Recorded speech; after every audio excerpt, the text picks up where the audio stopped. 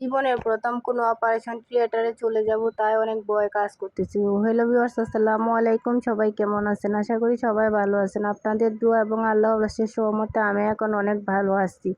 যদিও এত জোরে কোনো কথা বলতে পারি না, শক্তি কিছু খাবার খেতে পারি না। আর অনেকেই জানতে চাইছিলেন যে আমার কিসের অপারেশন হয়েছিল। আসলে আমার কানের অপারেশন হয়েছিল।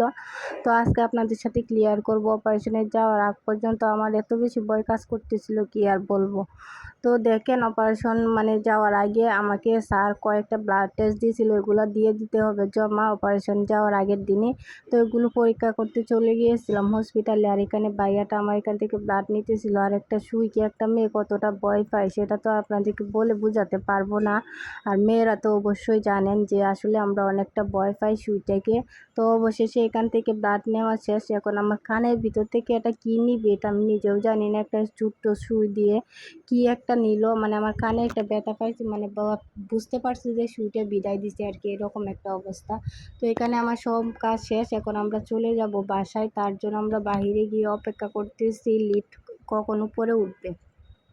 তো হসপিটালটা হচ্ছে 8 তালা, তাই হেঁটে হেঁটে সিঁড়ি দিয়ে নামা সম্ভব হচ্ছে না। তো এখানে আমরা অপেক্ষা করতেছি। সাথে গিয়েছিল আমার হাজব্যান্ডের বিয়ায়, আর আমার হচ্ছে ছোটো বোনের জামাই। তো সবাই এখানে অপেক্ষা করতেছি। অবশেষে আমরা লিফটে ঢুকে গেলাম।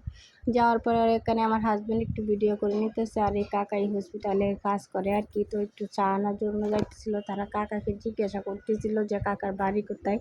কাকার বাড়িও আমাদের এইদিকে আর কি। তো তারা এখানে আলাপ করতেছিল আর আমি হাসতেছিলাম তাদের কথা শুনে আর কি। তো অবশেষে অপারেশনের দিনটা আমার চলে আসলো। তো ভোরবেলায় আমার মা নুডলস রান্না করে আমাকে বলতেছে কিছু খেয়ে নিতে, কিন্তু আমার তো ভয়ে কোনো কিছু খাইতে মন চাইতেছে না। তারপরও মা জোর করে বলল, তারপর আমার হাজব্যান্ড তো খেয়ে নিলাম। তো অপারেশনে যাওয়ার আগ পর্যন্ত কি হয়েছিল সেগুলো দিতে পারিনি। তো অবশেষে আমার অপারেশন সাকসেসফুল হওয়ার পরে আমাকে একটা রুমে দেওয়া হয়েছিল। তো সেই রুমে আমাকে শুয়ে দিয়েছিল। আমি কিছু জানি না কি হয়েছিল, বলতে পারি না এখানে আনার পরে।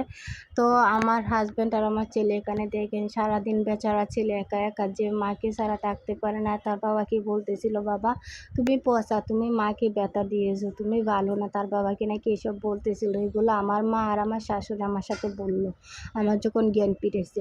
আসলে অনেকক্ষণ পরে জ্ঞান ফিরেছে। আর জ্ঞান ফেরার পরও আমার ছেলেটা এত অবাক দৃষ্টিতে তাকিয়েছিল, যেটা আপনাদেরকে বলে বোঝাতে পারবো না। আর আমার হাজব্যান্ড এত বেশি কেয়ারিং, আপনাদেরকে সেটাও বলে বোঝাতে পারবো না।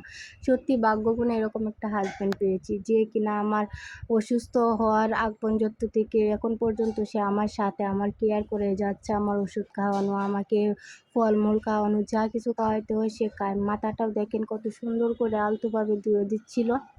তো আমার হাজব্যান্ডের জন্য সবাই দোয়া করবেন, আমাদের জন্য সবাই দোয়া করবেন। আর আজকের ভিডিওটা আর বড় করব না। যাদের ভালো লাগে ভিডিওটা একটা শেয়ার করে দিবেন।